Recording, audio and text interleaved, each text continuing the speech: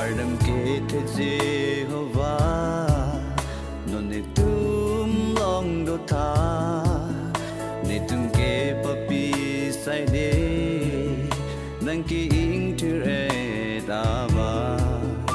nang ave tin ne tum ke ki virzi atalo ason ben sin ne tum a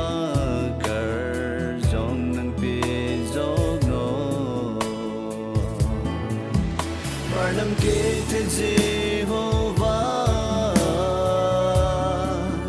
do vek tha ne tum long kar zong lan no an sai do an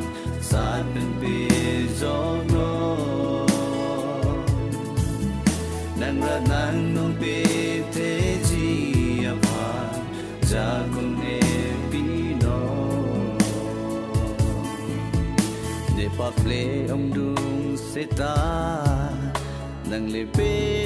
reng thu non ki thi ke reng a to var nang si kan sa ji a ba em pu ne ing hon pon tha de li pa pi a phan mo nang nong ke the pen vang a hu ne pan ting Nam ke te Jehovah do vek tha ne tum long kar zong lan no an sai do an sat ben pi zong no nang ra nang nong pi te ji a pha ja kun ne pi no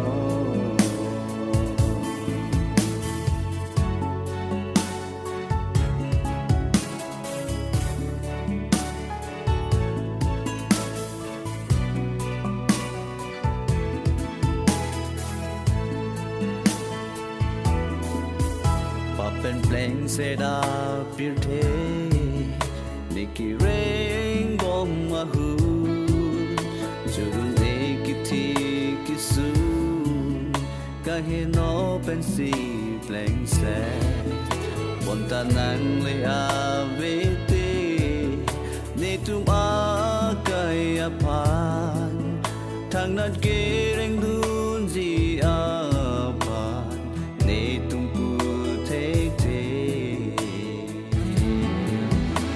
Nam ke te Jehovah do vek tha ne tum long kar zong lan no an sai do an sat ben pi zong no nan ra nan no pi te ji a phan ja kun ne pi no nang ra nang nong pi te ji a phan ja kun